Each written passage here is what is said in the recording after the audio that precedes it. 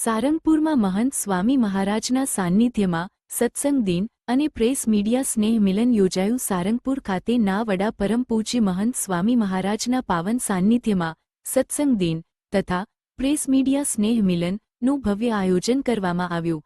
આ પ્રસંગે મોટી સંખ્યામાં પત્રકારો, મીડિયા પ્રતિનિધિઓ અને હરિભક્તો ઉપસ્થિત રહ્યા હતા.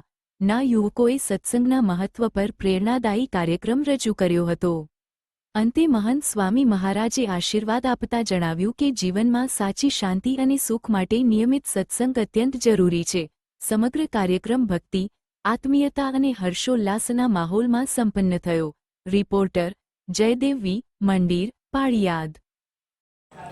આજે બીએપીએસ શ્રી સ્વામિનારાયણ મંદિર ખાતે પત્રકાર મિત્રોનું એક સ્નેહ મિલનનું આયોજન કરવામાં આવ્યું હતું. એની અંદર બોટાદ ક્ષેત્રના અને આજુબાજુના ક્ષેત્રના ઘણા પત્રકાર મિત્રો આ સ્નેહ મિલનની અંદર પધાર્યા હતા. આ પત્રકાર સ્નેહ મિલનનો હેતુ એ હતો કે સમાજની અંદર હકારાત્મક પ્રસરાવવાનું કામ મીડિયા ગ્રુપ કરી રહ્યું છે. એ ચાહે ન્યૂઝ મીડિયા હોય, ચાહે ચેનલ મીડિયા હોય, ચાહે સોશિયલ મીડિયા હોય, ચાહે યુટ્યુબ હોય, પણ સમાજની અંદર હકારાત્મકતા, નૈતિકતા, મૂલ્યોનું સિંચન કરવાનું કામ આ કરી રહ્યું છે. અને ભારતીય લોકશાહીના એક મુખ્ય પિલર તરીકે પણ પત્રકારત્વ બહુ મહત્ત્વનું સ્થાન ધરાવે છે.